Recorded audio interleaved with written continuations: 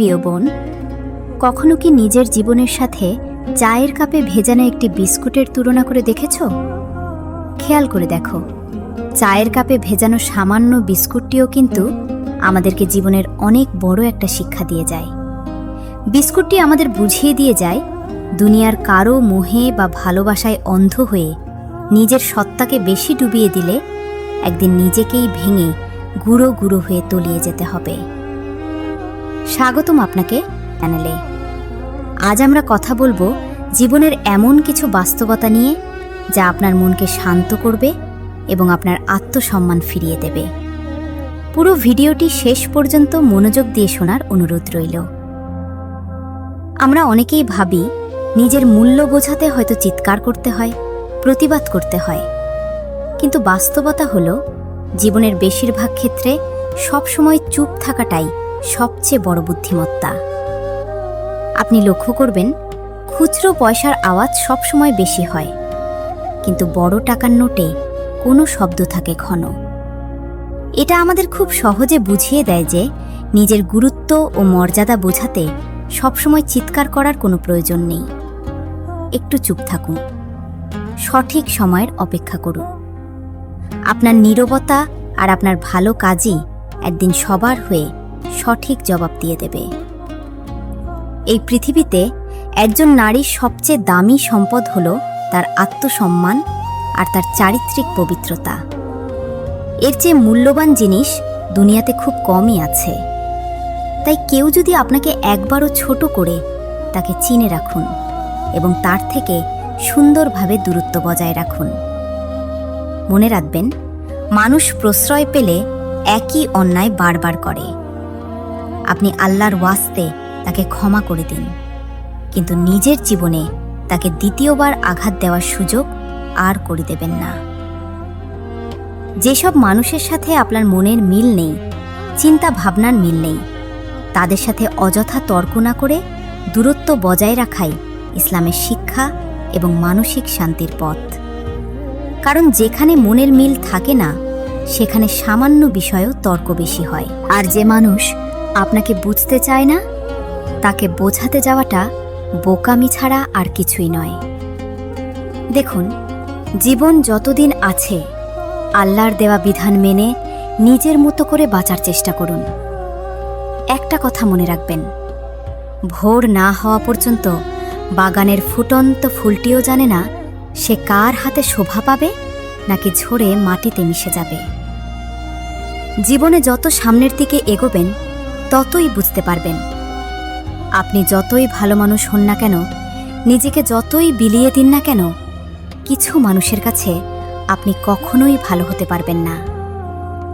কিছু মানুষের মনে আপনি কখনো জায়গা করতে পারবেন না। আসলে বাস্তবতা কি জানেন? আপনি একজন রক্ত মাংসের মানুষ, কোনো কাগজের টাকা নন। টাকা হলে হয়তো সবার কাছে প্রিয় হতেন, সবাই আপনাকে যত্নে রাখার চেষ্টা করত। তাই অন্যের মন রাখতে গিয়ে নিজের আত্মাকে কষ্ট দেবেন না। বিশ্বাস করুন, জীবনে যত খারাপ সময় আসবে তত বেশি আপনি আসল মানুষ চিনতে পারবেন। ওই যে একটা কথা আছে না, জলে না নামলে যেমন সাঁতার শেখা যায় না, ঠিক তেমনি জীবনে কঠিন সময় না আসলে আসল ও নকল মানুষ চেনা যায় না। এই কঠিন পরিস্থিতিগুলো মূলত আমাদের জীবনের সবচেয়ে বড় শিক্ষক হয়ে আসে। প্রিয় মা বোনেরা, ছোট ছোট ভুলের ব্যাপারে সব সময় সচেতন থাকুন। আপনি তো জানেন, বিশাল একটা সমুদ্রের জাহাজও কিন্তু সামান্য একটি ছিদ্রের কারণে ডুবে যেতে পারে। কতটা আশ্চর্যজনক, তাই না? সমুদ্রে ভাসমান জাহাজ আমাদের কত বড় শিক্ষা দেয়। একটা জাহাজ কিন্তু ততক্ষণ ডোবে না যতক্ষণ না সমুদ্রের পানি জাহাজের ভেতরে প্রবেশ করে। ঠিক তেমনি কোনো মানুষ ততক্ষণ ভেঙে পড়ে না বা পথভ্রষ্ট হয় না যতক্ষণ না সে মানুষের বলা নেতিবাচক ও বিষাক্ত কথাগুলোকে নিজের অন্তরে জায়গা দেয়। আপনাকে একটা বাস্তব কথা বলি, যারা আপনাকে সব সময় ভয় দেখায় যে তোমার দ্বারা কিছু হবে না, তুমি জীবনে কিছুই করতে পারবে না, বিশ্বাস করুন তারা আসলে নিজেই ভেতর থেকে ভয় পায়। তারা ভয় পায় এই ভেবে যে আপনি যদি সত্যিই সফল হয়ে যান, আপনি যদি আল্লাহর রহমতে জীবনে বড় কিছু করে ফেলেন। তাই বুদ্ধিমান নারীরা কখনো নেতিবাচক মানুষের কথায় কান দেন না। বুদ্ধিমান মানুষ অন্যের মন জোগাতে গিয়ে নিজেকে ভুলে যায় না। খারাপ পরিস্থিতিতে আল্লাহর উপর থেকে ভরসা হারায় না।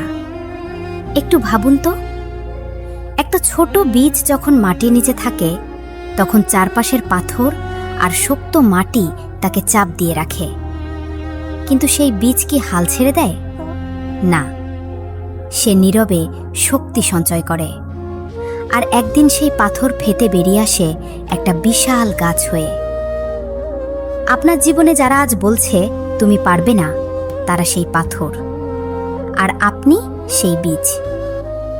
আল্লাহর ওপর ভরসা রাখুন, একদিন আপনিও ফেটে বের হবেন। জীবনের আরেকটি কঠিন সত্য কি জানেন? মানুষের প্রিয় হতে গেলে অনেক সময় কিছুটা আর্থিক বা বাহ্যিক যোগ্যতার প্রয়োজন হয়। যে মানুষের কিছু নেই, একটা সময় পর আপন পরিবারও হয়তো তাকে বোঝা ভাবতে শুরু করে। কথাটা শুনতে কষ্ট হচ্ছে, কিন্তু এটাই দুনিয়ার বাস্তবতা বোন।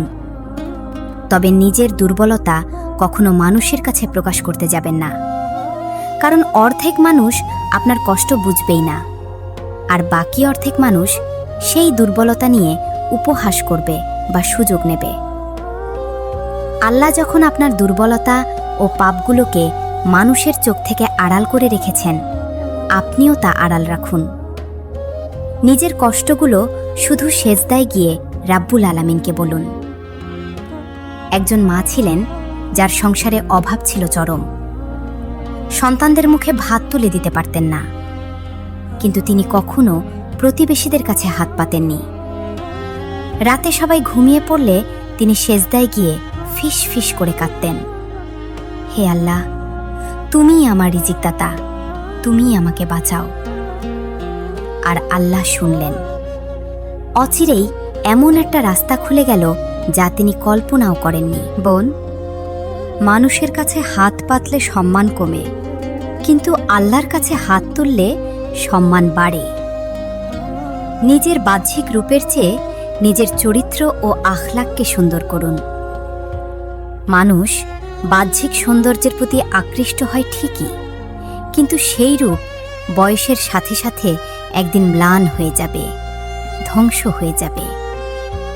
কিন্তু একজন নারীর সুন্দর চরিত্র, তার লজ্জা ও ঈমানের প্রশংসা যুগ যুগ ধরে বেঁচে থাকে। পৃথিবীর ইতিহাসে বহু মহিয়সী নারী আছেন যাদের রূপ নয়, তাদের চরিত্র ও তাকওয়াকে মানুষ আজও শ্রদ্ধা ভরে স্মরণ করে। মা খাদিজা রাদিয়াল্লাহু কথা ভাবুন।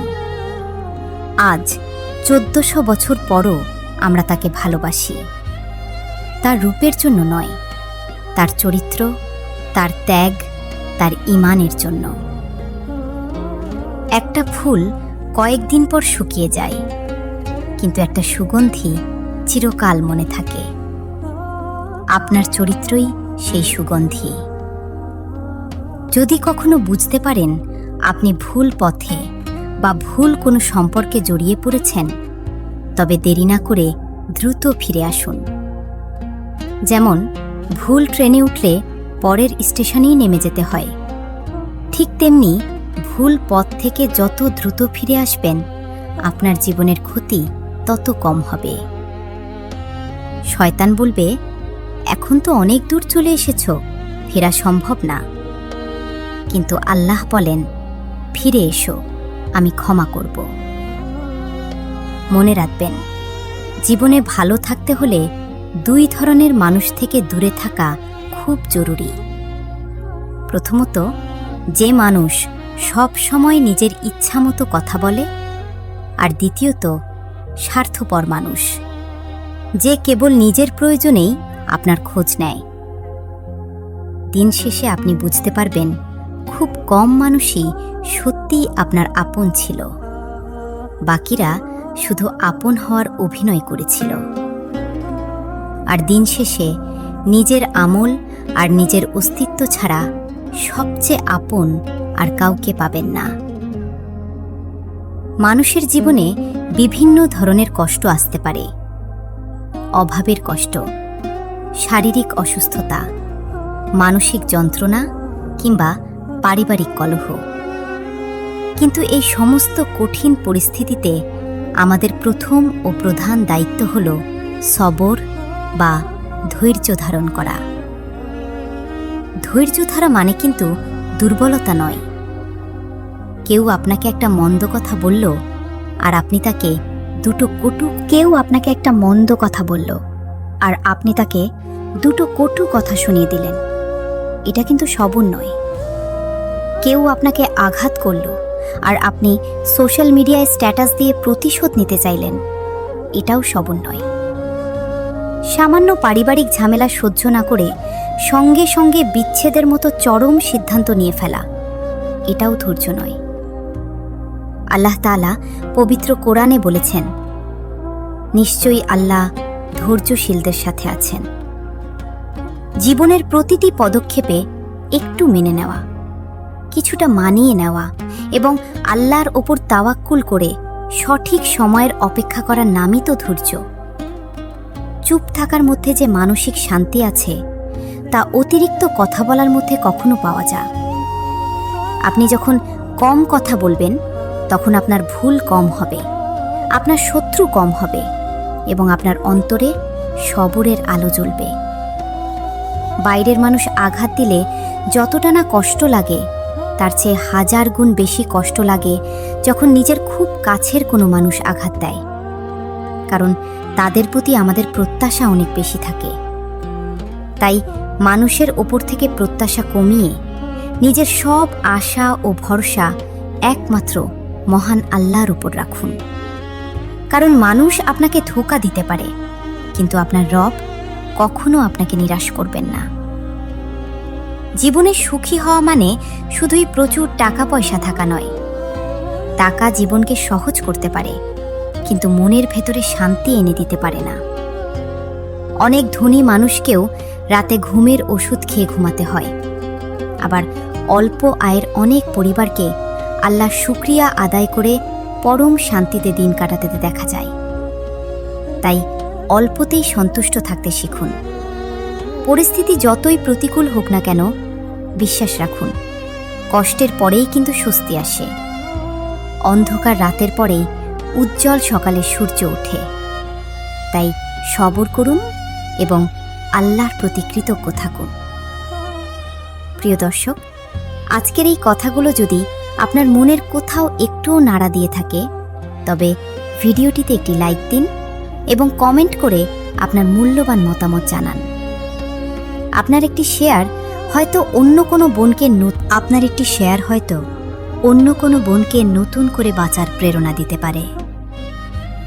ইসলামিক ও জীবন ঘনিষ্ঠ এমন আরও সুন্দর সুন্দর অনুপ্রেরণামূলক ভিডিও পেতে আমাদের চ্যানেলটি এখনই সাবস্ক্রাইব করে পাশে থাকা বেল আইকনটি বাজিয়ে রাখুন। আল্লাহ আমাদের সবাইকে উত্তম চরিত্র ও সবুর করার তৌফিক দান করুন। আমিন।